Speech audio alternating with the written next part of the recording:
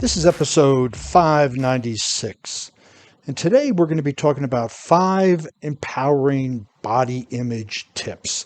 Now, this comes from fitness experts that have been documented, comes from my own experience, comes from my personal training experience.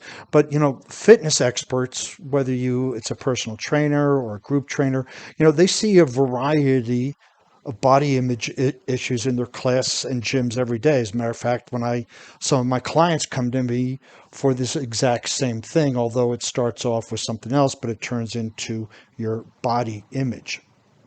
So, they have important lessons about how people perceive their own bodies and the bodies of others.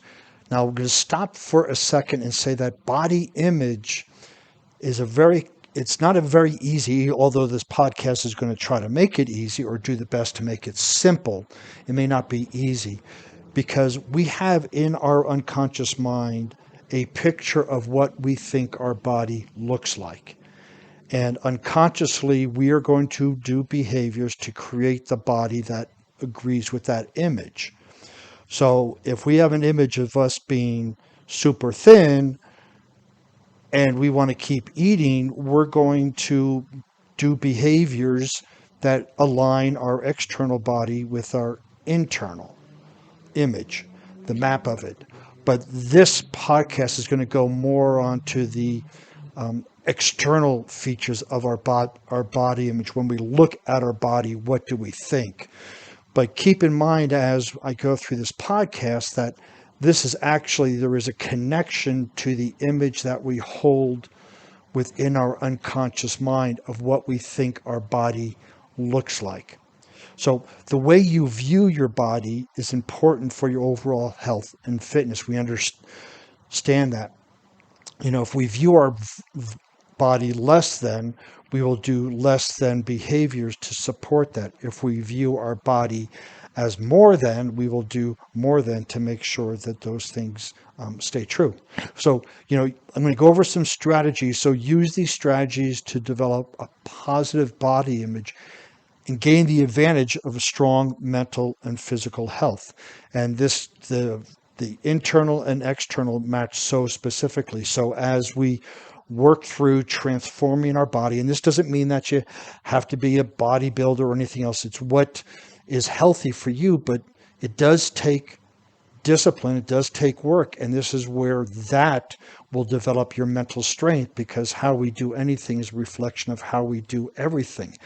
And if you're making excuses for being overweight or way too underweight, whatever those excuses are, you're disabling yourself from creating the mental strength to achieve more physically and also in your career and in your relationships. So although we're going to be talking about body image, realize that the fact of working out or exercising, if you will, helps with the development of mental strength so that we can take those same disciplines elsewhere in our life. But one of the big things is understand why body image matters. It's easy to become preoccupied with external appearances of yourself.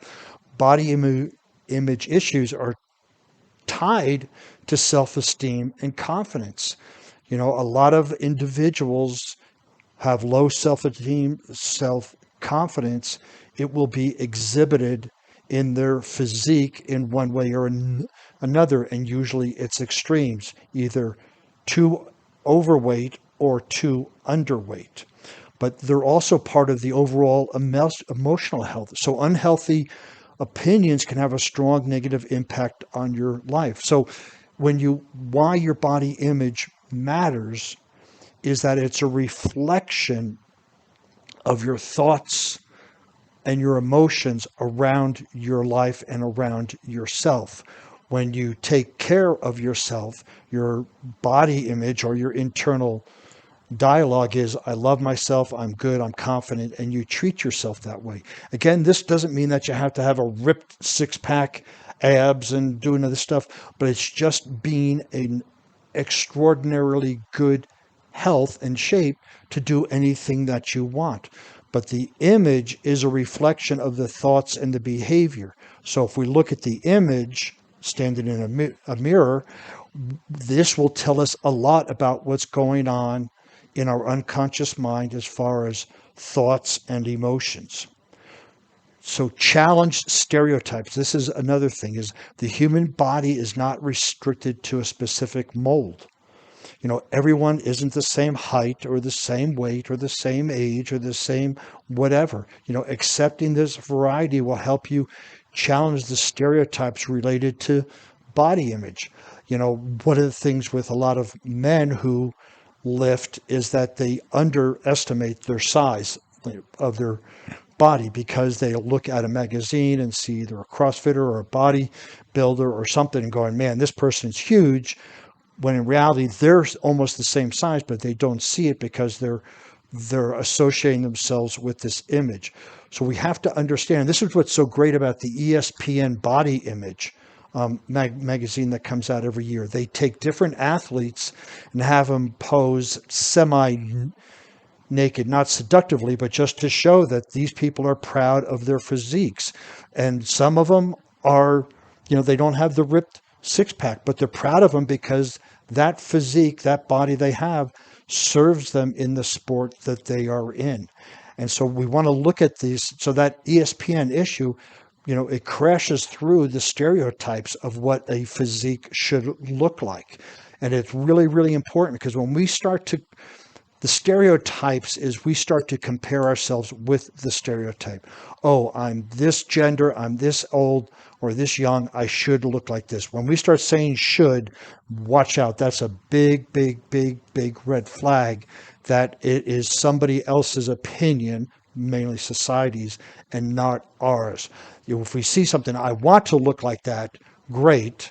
But if I should look like that, beware. And that's where good coaching can come in and just reflecting on it, but challenging the stereotypes. And again, there are many magazines and articles out there that talk about the physique that is right for the specific sport activities that you're doing. They're all going to be different. And when you can accept it, then you can work on creating a healthy image based on your activities that you love to enjoy. Find positive role models, right? A good role model can help guide you to better health. And this is what we're talking about, right? The body image is a reflection of our health. Ultimately, we want to have well-being and health in our life, and the body is a reflection of that. But a good role model, it doesn't have to be somebody famous, it doesn't have to be on the cover stuff. It could be just a person in your local gym. But positive role models don't have to come out of, like I said, magazines and television shows or gyms and stuff. A positive role model can help you see how a body image can help you make life better. This could be walking along the street and you see a person who's dressed really nice and they're wearing their clothes correctly. We don't know what the physique looks like, but generally speaking, they'll probably be a very decent shape if we want to define it that way. But again, you can find role models anywhere. You can find them as actors or actresses, or again, magazines, not magazines, a person in your gym, but they're all around us. We just want to look at, and with role models, one of the keys here is you don't have to use the person's entire life to be a role model. If they're great at taking care of their health and their physique, but they're lousy at finances, don't take their financial advice. Take what you can. So you want to kind of create this morph of different role models you have in your life, the financial, the relationship, the physical, the mental, the emotional, and put them all together. And that's your avatar with these different pieces. So when you get a role model or look for one, look for it in a specific area of your life that you would like to model. Focus on healthy eating. This is probably so important. It's overestimated at some times, but it's underappreciated at other times. A negative body image can lead to eating disorders and other concerns, and that disorder then leads to a negative. So it's a self-fulfilling prophecy, if you will. Obsessive calorie counting and worrying can also be a serious issue. I mean, if you're cutting every single calorie, and, oh no, I can't have this carrot, I can't have this. When we can look at perhaps weekly average calorie intake is going to allow you that fluctuation. But if we want to look at it as every meal, we have to get down to the very specific macros and micros. And I know that there are many applications and formulas out there that do that, but it can drive people crazy. And so then they just give up, as opposed to, let me track it for today, regardless of what the results are. But on an average over a week, am I within where I want to be? This will make calorie documenting a little bit easier, as opposed to just being obsessive over each hour or each meal. It's important to allow yourself to have a cheat day or cheat food, so your body isn't constantly craving those foods that you want. Now, it's important to understand that we don't go to the gym and then come back and have a cheat meal to reward ourselves, and we do it 6 days in a row, 7 days in a row. No, we want to make it appropriate. When we really work out hard, and we work out to the level that we can, and we watch our nutrition, then we can maybe once a week. And it also depends on your ultimate goal. If you're a competitive athlete, that might not be acceptable until you're off season. If you're just on a mild transformation of either gaining or losing, then once a week, a meal or a day won't have that big effect. But we still want to monitor the results to make sure that what we're doing supports us in the direction that we want to go. Avoid judging others. The judgment you pass on others often transfers to yourself. You see somebody who's in great shape. Oh, they're on steroids. Well, they're young, or they're this, or they're that. All of that judgment is, we're finding something negative in where we want to go, right? So here's the funny thing, is that if we want to transform our physique, and we see somebody with a physique that is awesome, and we criticize it, we're actually stopping our own progress, because we're criticizing something that we say we want. So we want to say, bless them for being young and being able to do that. Bless them for being able to eat that much and stay in good shape. Bless them for that, instead of criticizing them. Instead of criticizing others, focus on the positive aspects of their body, right? It's like, wow, they have, great calves, and I want to get my calves great too. And you might find other things that you don't like, but there's always something we can find in that person. Again, we're talking in the context of body image and your physique. So there's always something we can find. Man, they have great hair, they have a great smile, they have this. But when we start criticizing, it's like karma. It comes back to us. It neutralizes any intentions we have of getting the physique that we want, or changing the body image. This will help you see positive points in your own image as well, right? So when we look for the negative in others, we're going to see the negative in ourselves, because that's what we're training ourselves to see. When we see the positive aspects in other people, we're going to see the positive aspects in ourselves, and then the positives will expand, because that's what we are seeing. So, here it is. Just keep in mind that a positive body image is essential to overall health, because, again, your thoughts are reflected in your body.